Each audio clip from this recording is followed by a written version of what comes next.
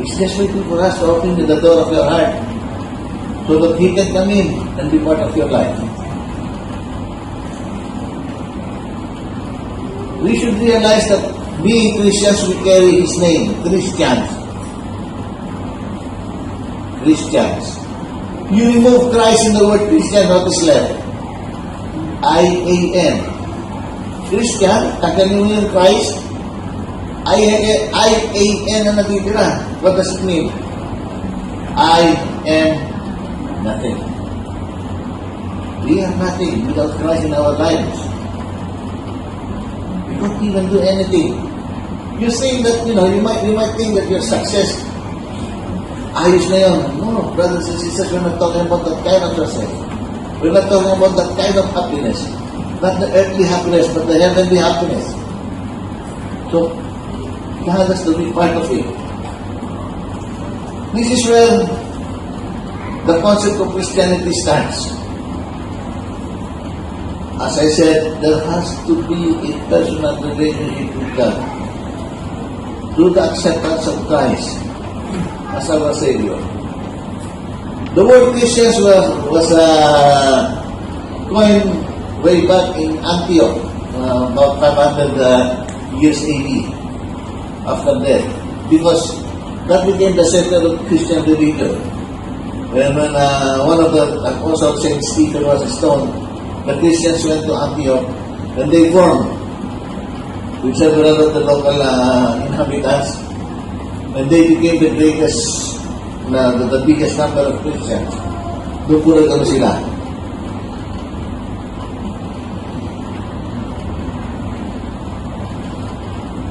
One thing that we should also know is that Christianity, the relationship in Christianity is not initiated by us. We were not the one who came to God. Brothers and sisters, since the beginning of time, it is God that has been chasing us. Even your attendance here in the CLP. This was planned. This was planned by Him. This was His desire. This was His way for you to come back to Him.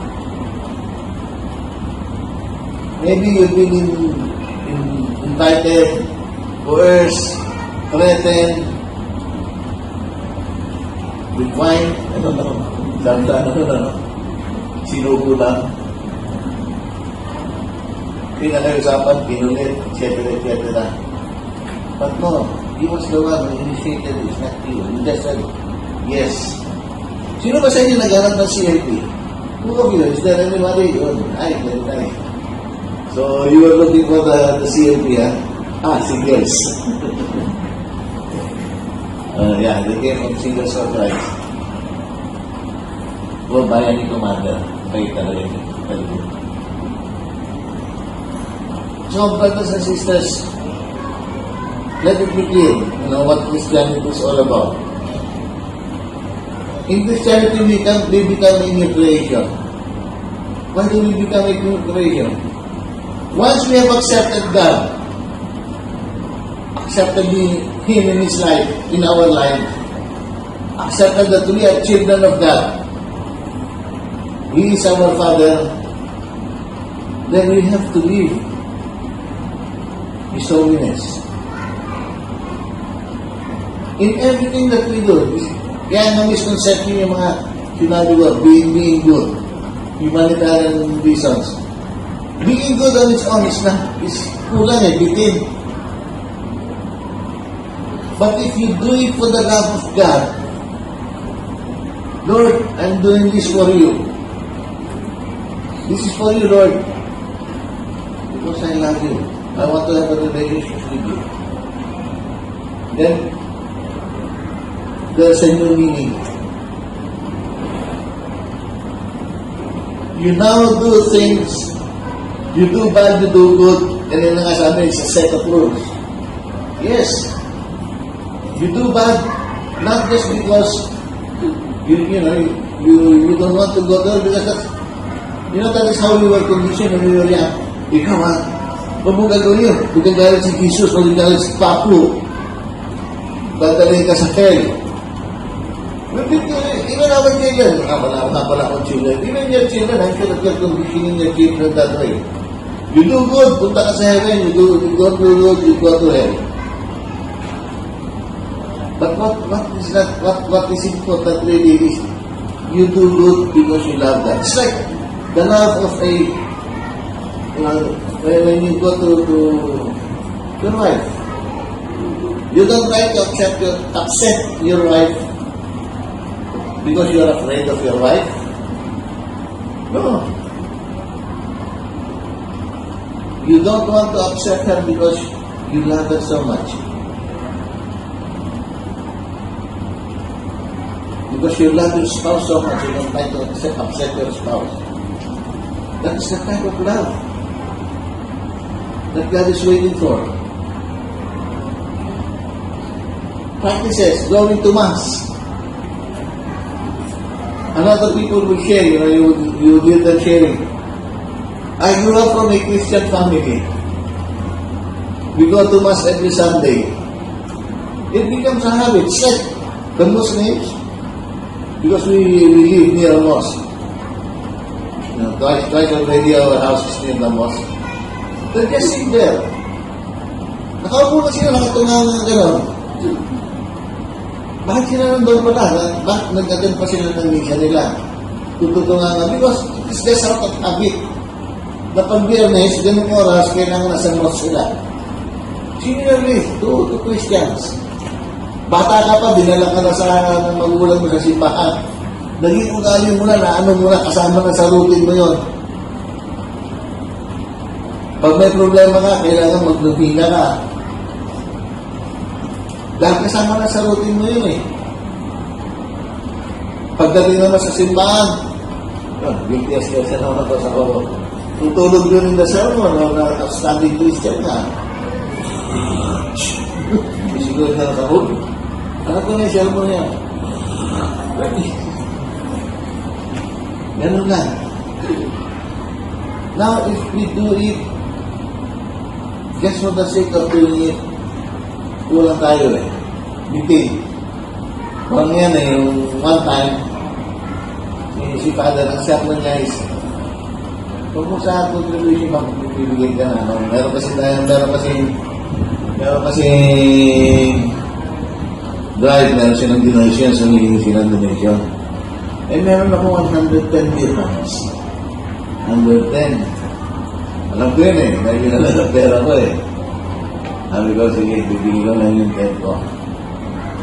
Pagtukot ko gano'n, hindi ko na tinignan. Kaya yung binabagsak ko sa buso, nakita ko 100 yung binabagsak ko. Nalaglag! Hindi ko malapit. Do you think nakakuha ko ng good credit doon? Sa langit? Do you think I was credited with 100 dirhams? No, not. 10 dirhams na yung credit ko. 10 dirhams lang. So, when we say that you become a different religion, you become a child of God. You become children of God. Because God is our Father and Jesus is our brother. Being children of God, then we have to take up His holiness. If we will not be holy, no matter how much we try, we will stumble, we will fail. We can only go as near as much. But we have to try, brothers and sisters. Yung next step nito, maganda, which is repentance and faith. As I was saying to make this and deciding a personal relationship with Christ, you should start. Actually, right now, I'm sure that you really could feel this. You could somehow feel this already. And that your life has been different. It came up at a different time. Ito lang, kami lang, nakikita nyo lang mga kaibigan niya, hindi nyo naman kami nilala noon eh. And probably you still don't care about us. But we care a lot about you. We care about you because you are our brothers and sisters. We want you to be with us. We want you to finish this CLP. Because we know that this will be good for you. Promise you. Promise, parang ako sabi mo, ito dito, ikaw nagsabi nito eh. You were the one who said this eh. Marami niya sa kanila, tatapos sa kanila. Ay, ibig ko ito na eh, nga masabi ko dahil yan lang yung sinasabi sa kanila. Being a Christian means being a disciple of Christ. What is a disciple? A disciple is a follower. If you follow Christ, you follow His teachings, then you become His disciple. Now, if you preach the word, then you become an apostle. I was an apostle since birth. Dito, apostle. And my wife became one when she married me. Automatic. Now, brothers and sisters, if you have a personal relationship with Him, you would follow Him, you would follow His teaching, you would listen to Him, you would want to know about His life. What is He saying? What does He want from us? What can we get out of Him? What does He expect out of you?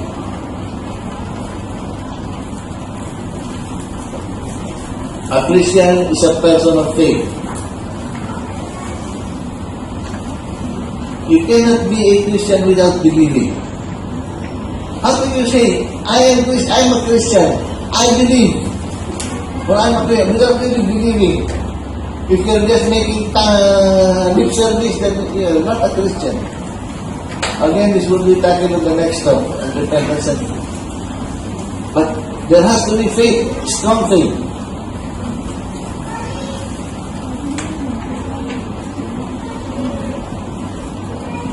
Faith entails acceptance. Faith entails commitment. If we accept Jesus is God, we accept His teaching, then we have to commit ourselves. We have to commit ourselves fully to follow Him. He will become our example on how to love God, how to serve God. Because that faith would see us through.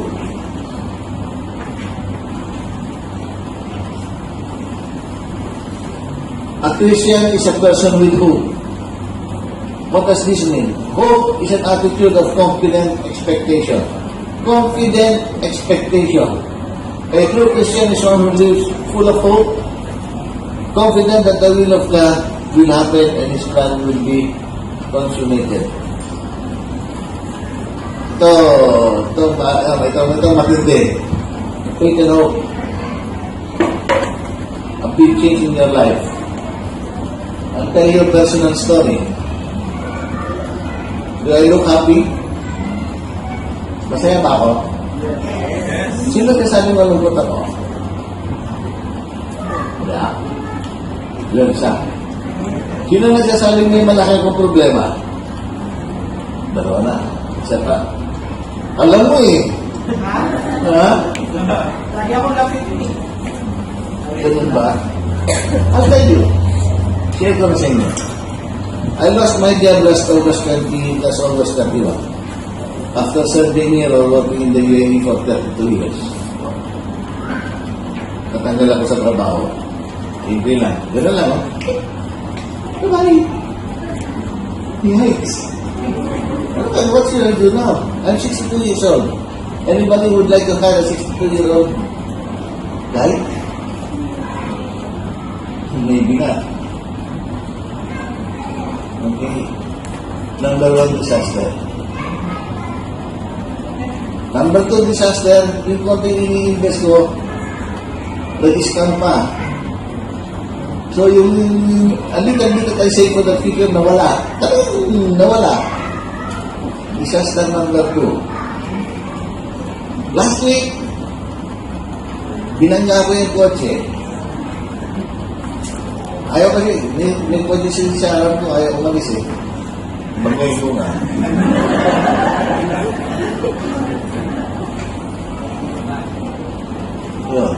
Di ayos, gastos na naman.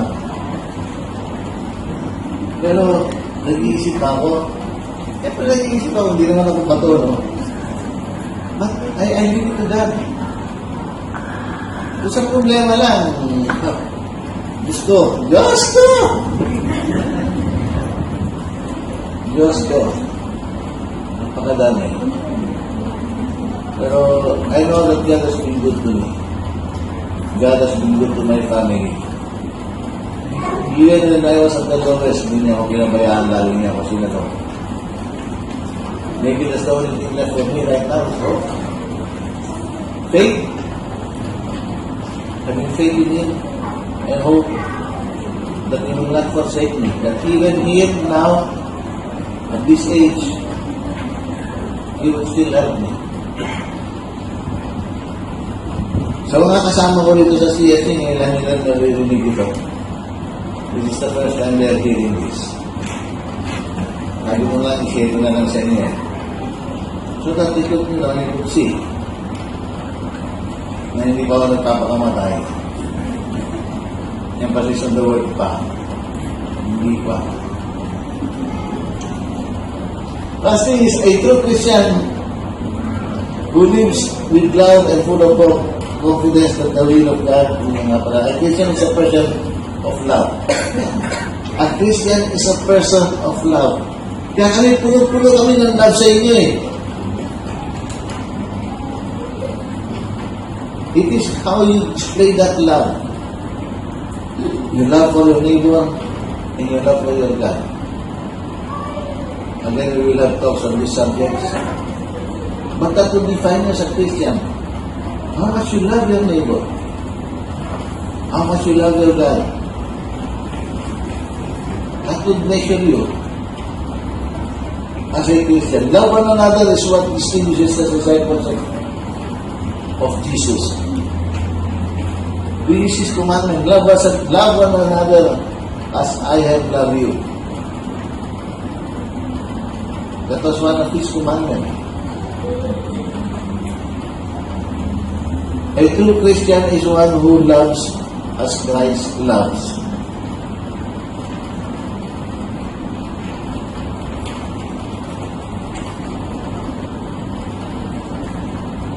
What it means to be a Christian? Ulit-ulit ito, no? Because God wants you to know the true meaning of Christianity, which is again love. The true meaning of Christianity, which is having a personal relationship with Him. Nothing else matters. Nothing else. It is your relationship between your God. That defines everything. Your relationship between you and your God defines your relationship between you and your neighbor. It defines your relationship between you and your brother. Because you cannot love God without loving your neighbor. You cannot love God without loving others. It's not possible. And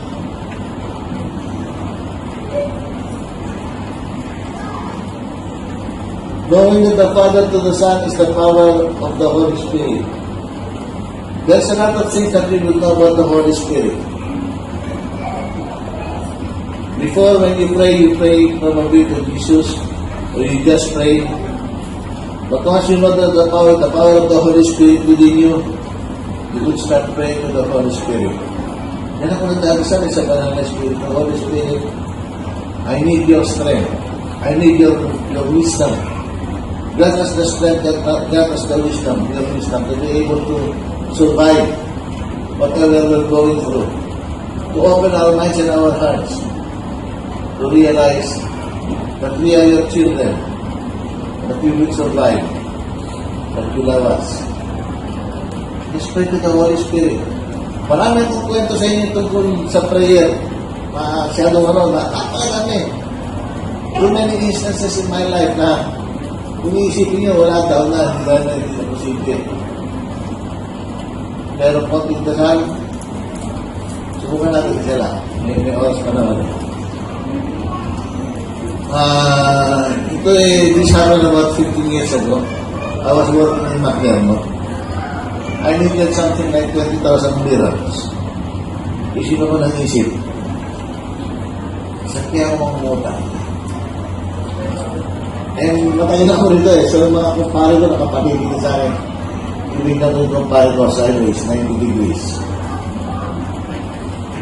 Wala. Ako pa, utangan niya. 45 degrees. Mag-aaway kayo mag-asawa para pautahan ako niya. At hindi ko makukuha ang buo. Straight ahead. Wala na. Hindi straight ahead. Yun ang sa ilalim. Wala ka naman. Sakit ang ulo ko. Di ba? Sa kayo ko ng 20 ko eh. Noon, wala. Ang tao ko na mahirap eh. Kailangan sa tao mo talaga kunin eh. Isip-isip siya dito. Wala maisip. Nagdasal na lang ako. Sabi ko, Lord, alam mo malaki itong problema ito. Nagdadefak na malaki ito, ito lang ang makakatulong sa akin. Hindi ako kaya tulungan ng mga tao dito. So, titigilan ko na ito, hindi ko naiisipin. Hintayin mo lang ang tulong mo. I said a small prayer. Binabahin na naman atong binuhay ko na ulit yung computer ko. Kasi nagkatrabaho si dito. 15 minutes after, so nag-ring yung telepono ko. Am I talking to Mr. Joselito? Yes, you are. I am so from Citibank. Okay, how can I help you? We are offering credit cards. Is that right? Okay. And you're one of the lucky ones. Really? We can offer you 50,000. Oh. And the main figure is that you would take loan on the entire amount. Really? What documents do you need? Just a passport copy. What time can I meet you? Kita mo? Tatawagan naman ako ng tawag doon ako sa listahan niya eh. People to call this day. May listahan mo yan eh. Yun naman basta-basta lalabas yung pangalan mo, no? Inauna lang yung mga nakukuna sa akin. Si Lord, gusto niya lang parang may dasal ako. May dasal ako para masaman ko, maging maliwanag sa akin, na siya may kagagawa nun. Hindi mo magkakit yung pera sa akin ko, uy! Pero, walang gano'n. Tinulungan lang ako. Pinakita man sa akin kung paano ko makakakuha. Marami akong kwentong ganyan. Kaya hinihintay ko lang yung mas malaking sweldo ngayon eh. Kasi hindi ako nag-a-apply. Tamad na. So, brothers and sisters, always have faith, hope, be charitable. Be charitable to your brothers. They say, you have to offer your time, talent, and treasure. When we say charitable, it's not just money. We're talking about time, talent, and treasure. Yung money, magaling bigay yan eh. Gumano ka, ha? Yung time, medyo mahirap yun dahil lagi nang walang time eh.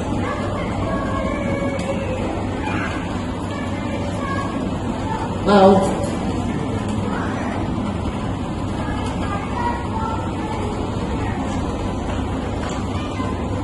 our model for Christianity is Mama Mary. Why so? Because she was the one who was always obedient to the Lord. Nalagahan niya si Lord, ano? Bago pa man lang ipinanganak. Nung ina-announce pa lang sa kanya, hindi siya hindi. Do unto me whatever is your will. Yung tagad sinabi niya, do unto me whatever is your will. Even with her, dahil may asawa siya, tapos wala pala siyang asawa, tapos nagpipis siya. During that time, pero kahit na gano'n, sabi niya, sige, do unto me whatever is your will. Inalagaan niya si Jesus Christ. He made sure nang lumaki si Jesus Christ. Hindi matinong tao. Ano, matinong tao, ano? But Mama Mary is our our symbol to be a perfect disciple. We do not idolize her. We respect her being our mother the same way we respect our own mother.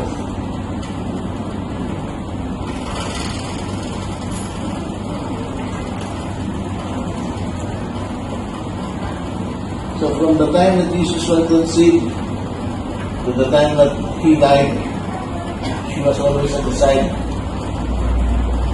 So brothers and sisters, again, kung babasahin ko na naman itong outline na to, yun na naman sinabi, the importance of being a Christian is that you have a personal relationship with God.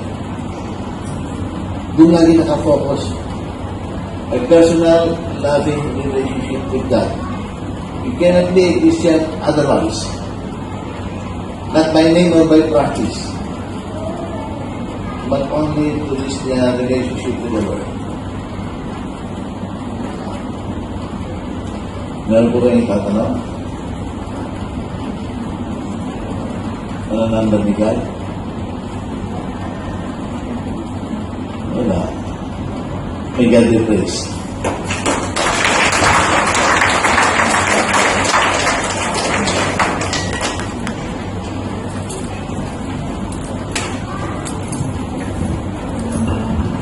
Maraming salamat Tito Lito sa napaka-inspiring na talk, Tito Lito. Hi! Ito na ba kayo? Ito na po ba? Ha? Tiisin mo muna, lilipas din yan, mamaya malinaw na malinaw po, brothers and sisters, no? Sinabi ni Tito dito na personal relationship to our God. Wala sabi niya. So, hindi pala ibig sabihin na kahit matagal ka na sa community, Kristiyano ka na. So, yun yung tinatawag nila